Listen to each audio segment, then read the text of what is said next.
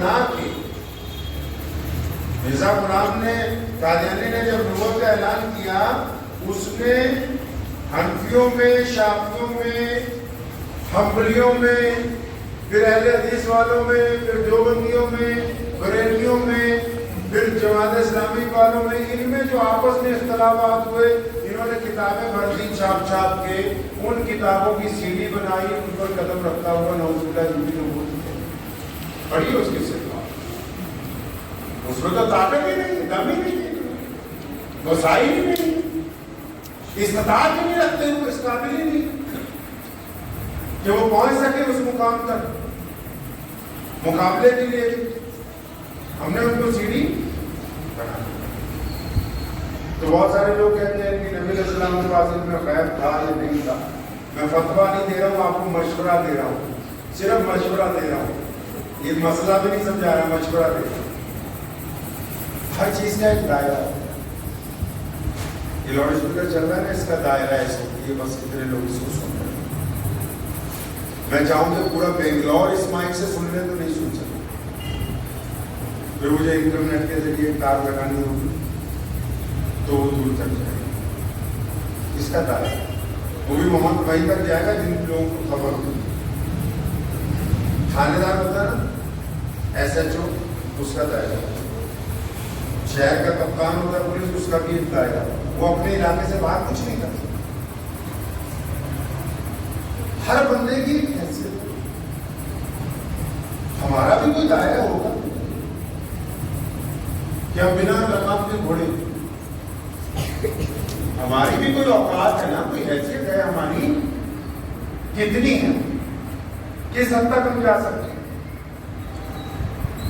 ایک اچھا مولوی کون سا ہے، مولویوں سے پوچھیں۔ ایک اچھا ڈاکٹر کون سا ہے، ڈاکٹر سے پوچھیں۔ انجینئر کون سا اچھا ہے، کسی انجینئر سے پوچھیں۔ وکیل کون سا اچھا ہے، کسی وکیل سے پوچھیں۔ اور ایک نبی بھی کے اندر نبی کی کیا عظمت ہوتی ہے، ایک صرف نبی بتا سکتا ہے، نبی کو پتا ہے کہ نبی کا پروٹوکول کیا ہوتا ہے، کوئی دوسرا نہیں بتا سکتا اس کو۔ اور نبی علیہ السلام جب آئے، سارے انبیاء رسول آگے جا چکے تھے، تو پھر اللہ نے یہ ذمہ داری خود اٹھا لی، فرمایا ہم بتائیں گے کہ محمد رسول اللہ صلی اللہ علیہ وسلم کا کیا مقام ہے۔ کبھی صاحب خلق عظیم کہا، کبھی رحمت للعالمین کہا، کبھی طٰہٰ کہا، کبھی یاسین کہا، کبھی مدثر کہا، یعنی اللہ نے آپ پر نہیں ذمہ داری ڈالی، ہم پہ مولویوں پہ۔ نبیوں کا تو نبی بتا سکتے تھے نا، کیونکہ یہ نبیوں کا امام آیا، اس لیے خود اللہ بتا رہے ہیں کہ ان کا درجہ سے اور بھی کوئی دوسرا بتا سکتا۔ اب جب یہ پتہ لگ گیا، اب ہماری تاریخ پڑھیے مسلمانوں، سیدنا امام ابو حنیفہ علیہ رحمہ سے لے کے شاہ ولی اللہ محدث دہلوی رحمۃ اللہ علیہ تک، یہ جو 1000 سال کا عرصہ گزرا ہے، مولانا کوئی ایک مولوی نہیں آپ کو ملے گا مفسر محدث جس نے پیارے نبی علیہ السلام کی ذات کو بجائے نظام ہے۔ دیکھیں کتنی بری بات ہے کہ 12 ربیع الاول کا مہینہ آتا ہے، کچھ لوگ اس ممبر میں بیٹھ کے دوسرے فرقے کو نبی علیہ السلام کا نام لے کے برا کہتے ہیں، کچھ لوگ اس ممبر میں بیٹھ کے اس فرقے کو نبی علیہ السلام کا نام لے کے، ارے نبی علیہ السلام کی ذات کو بجائے نظام بنایا آپ نے، ایک دوسرے پر کیچڑ اچھالنے کے لیے کس ذات کو بجا بنایا، جس پر جرأت نہیں ہوئی کبھی دشمن کی۔ امیہ کا یہ کہنا تھا، بدترین دشمن تھا اسلام۔ ایک بندے کے پیسے مار دیے تھے کسی نے، وہ کون دلوا سکتا ہے، کہتا محمد رسول اللہ دلوا سکتے ہیں۔ کسی نے پوچھا کیسے، فرمایا بس یہی تو ہے، اگر ان کے پاس کوئی چلا گیا سوال کر دیا تو اس دروازے سے کوئی خالی۔ آپ نے نبی علیہ السلام کی ذات کو بجائے نہیں جانا، اس طرح جن کو استنجا کرنا نہیں آتا نعوذ باللہ وہ پوچھتے بھی حضور صلی اللہ علیہ وسلم کے پاس علم غیب ہے، اور جو کہتے ہیں تھا وہ اس طرح بیان کرتے ہیں کہ نعوذ باللہ اللہ اور رسول اللہ صلی اللہ علیہ وسلم میں فرق ختم کرنے کی کوشش ہے۔ پیارے نبی علیہ السلام جنگ بدر کی رات میں ایک چھڑی لے کر نکلے، سیدنا ابو بکر صدیق رضی اللہ عنہ ساتھ میں تھے۔ آپ نے پڑھا ہوگا امام بخاری کو، امام نسائی کو، ابو داؤد کو، آپ صلی اللہ علیہ وسلم نے چھڑی لے کے ٹہل رہے تھے میدان میں، ایک جگہ چھڑی نکائی، فرمایا ابو بکر یہاں پہ ابو جہل اس کو ہرا، کیا کہو چند قدم چلے پھر چڑھے زمین پہ، فرمایا یا امیہ، مانا کہ علم غیب راز ہے اللہ ہی کے پاس، لیکن محمد رسول اللہ کو اللہ نے کس وقت کیا عطا کر رکھا ہے؟ یہ ہماری عقل سے شعور سے آگے کی بات ہے، ہماری حیثیت سے بڑی بات ہے۔ نبی علیہ السلام کی ذات کو کبھی بھی وجہ نزا قرآن نے کہا کہ مومنوں اپنی آوازیں نبی علیہ السلام کی آواز سے، اب نبی علیہ السلام تو ہمارے درمیان موجود نہیں، لیکن عرب میں، عجم میں، افریقہ میں، امریکہ میں، جاپان میں، فرانس میں، ہمارے دیش کو چھوڑ کے بس یہاں کے لوگ مسلمان سارے مفتی ہیں ماشاءاللہ، جن کے پاس ڈگری نہیں ہے وہ بھی مفتی ہے۔ تو باہر کے جتنے ملک ہیں ان میں کیا ہوتا ہے، اب بھی اس آیت کو مانتے ہیں مسلمان۔ کیسے؟ مثال کے طور پہ دو بندے آپس میں بحث ہیں یا لڑ رہے ہیں، آپ کی بات بتا رہا ہوں، دو بندے آپس میں بحث کر رہے ہیں، لڑ رہے ہیں، دینی مسئلے کو لے کے تعلق، جب کوئی لڑائی تیز ہوتی تو تیسرا مسلمان وہاں آتا ہے، وہ بیچ میں کھڑا کیا ہو کے کہتا ہے صلو علی النبی، کہ نبی علیہ السلام کی ذات پر درود بھیجو۔ اب جب وہ یہ نعرہ لگاتا ہے تو یہ لڑائی کرنا، کیونکہ یہ ادب ہے، اللہ نے قرآن میں کہا نا اپنی آواز نبی کی آواز سے، اب یہ ادب ان میں شامل ہو گیا کہ جہاں نبی علیہ السلام کا نام کوئی تیسرا بندہ زور سے آگے پکار دے تو تم اپنی لڑائی جھگڑا بند کر کے پیچھے ہٹ جاؤ، اور ہم تو نعوذ باللہ نبی علیہ السلام کا نام لے کے مسجدوں کے اندر ایک دوسرے کے اوپر آپ صلی اللہ علیہ وسلم کی ذات کو وجہ نزاع نہیں بنایا جا سکتے، بہت بری بات ہے۔ ہاں 12 ربیع الاول کا مہینہ ہے، پیارے نبی علیہ السلام کی عظمت بیان کیجئے، نبی علیہ السلام کا غریبوں کے ساتھ تعلق بیان کیجئے، نبی علیہ السلام کی آپ وفات کے واقعات بیان کر سکتے ہیں، نبی علیہ السلام کے پردہ فرمانے کے واقعات بیان کر سکتے ہیں، نبی علیہ السلام کے ازواجی واقعات بیان کر سکتے ہیں، آپ صلی اللہ علیہ وسلم کے اپنے صحابہ کرام رضی اللہ اجمعین کے ساتھ جو مشقت کے واقعات ہیں وہ بیان کر سکتے ہیں، لیکن پیارے نبی علیہ السلام کا نام لے کے کسی کی برائی، آپ عالم ساری ماشاءاللہ زیادہ تر جو لوگ بیٹھے، ایک بات سمجھ لیجیے، عام مسلمانوں میں اور آپ میں فرق ہے، جو عام مسلمان ہیں اور ان میں آپ میں فرق ہے، کم از کم اتنا نہیں تو زمین آسمان جتنا فرق تو ہے ہی۔ تو یہ فرق کیوں ہے؟ کیونکہ اللہ کریم نے اپنے نبی علیہ السلام کی صدقے آپ کو علم عطا کیا قرآن کا اور حدیث۔ اسلام میں دو چیزیں، عام لوگوں کے لیے فتویٰ ہے، علماء کے لیے دین کا فہم۔ اب فتوے میں اور فہم میں بھی زمین آسمان کا۔ ہمارے پیر حضرت مولانا شاہ عبد القادر صاحب رائے پوری رحمۃ اللہ علیہ، جانتے ہیں نا مولانا شاہ عبد القادر صاحب رائے پوری رحمۃ اللہ، جن کے مریدوں میں حضرت مولانا شیخ زکریا رحمۃ اللہ علیہ، جن کے مریدوں میں مولانا یوسف صاحب کاندھلوی ہیں، جن کے مریدوں میں مولانا ابوالکلام آزاد ہیں، جن کے مریدوں میں حضرت مولانا علی میاں ندوی ہیں، جن کے مریدوں میں مولانا حبیب الرحمان لدھیانوی ہیں، جن کے مریدوں میں عبداللہ شاہ بخاری ہیں، جن کے مریدوں میں شبیر احمد عثمانی ہیں۔ یہ نام اس لیے بتا رہا ہوں تاکہ پتہ لگ جائے کہ چھوٹا موٹا پیر نہیں ہے، سارے مولوی جا کے چارپائی کا پاؤں پکڑ کے بیٹھتے تھے رائے پور میں۔ حضرت رحمت اللہ علیہ رائے پور میں اپنے خانقاہ میں موجود تھے، تو لوگ ہزاروں لوگ روز آتے۔ تو ایک دن ایک صاحب آئے، خود ہی بلوایا تھا کسی گاؤں سے، میں بیٹا تو نماز نہیں پڑھتا، تو حضرت کے پاس علماء زیادہ آتے ہیں، مولویوں کو نہیں، تو بیٹا تم نماز نہیں پڑھتے، کسی دیہاتی کو بلایا کہ حضرت پڑھوں لیکن میں وضو نہیں کر سکتا۔ اب ابھی اس بندے نے بات شروع کی ہے، تو جہاں مولوی بیٹھے ہوئے تھے جتنے جو کم تربیت یافتہ تو بیچ میں بول پڑے، حضرت یہ لوگ وضو کا انکار کر رہا ہے، کافر ہو جائے،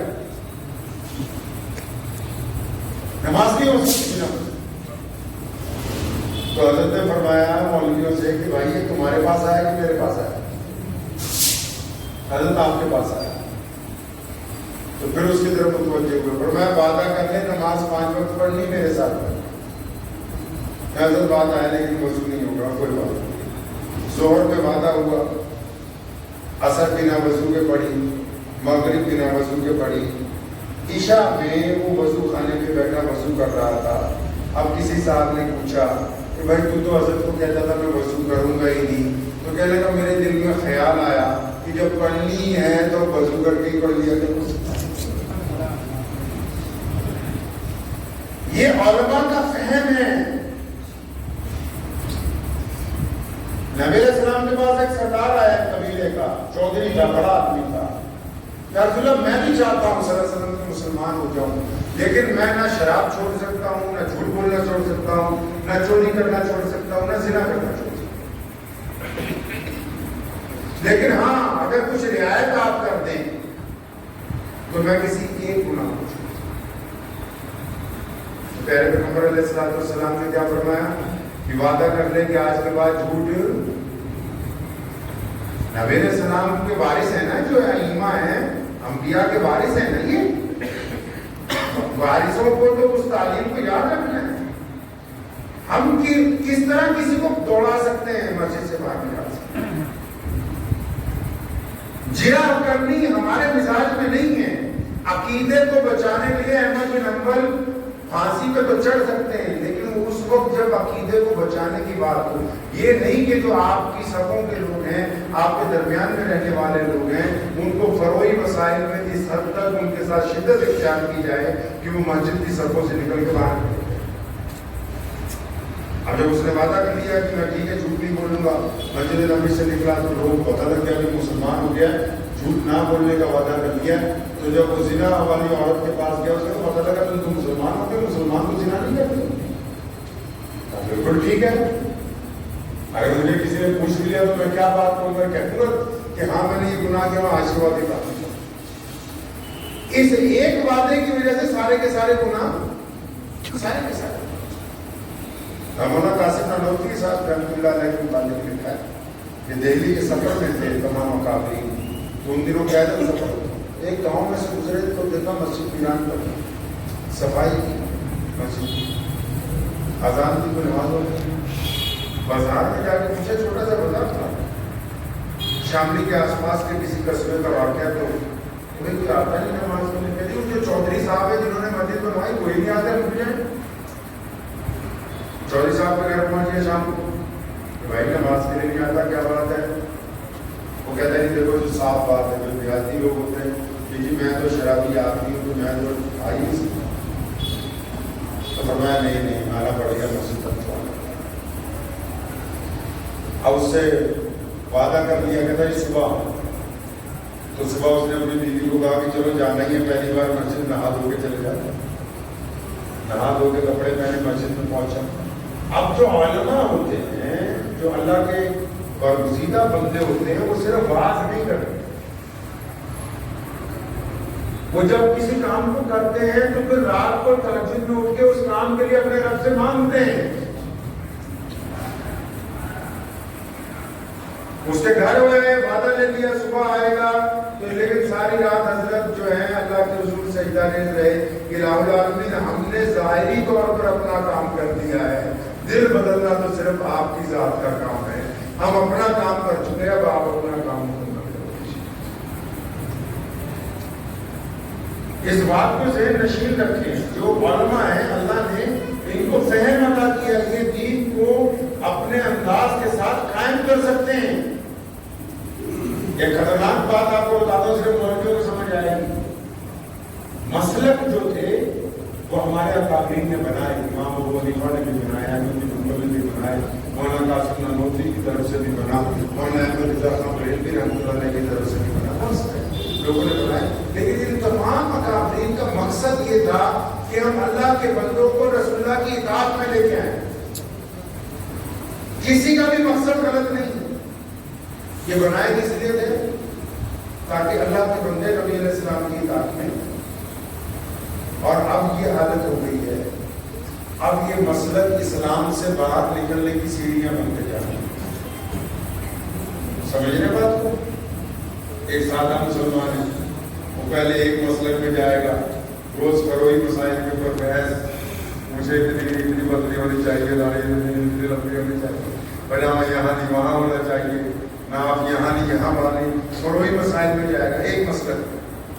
پھر جب اس کا دل تسلی نہیں ہوگی وہاں پر تو اس سے دوسرے والے مسئلوں کو تلاش کرے گا.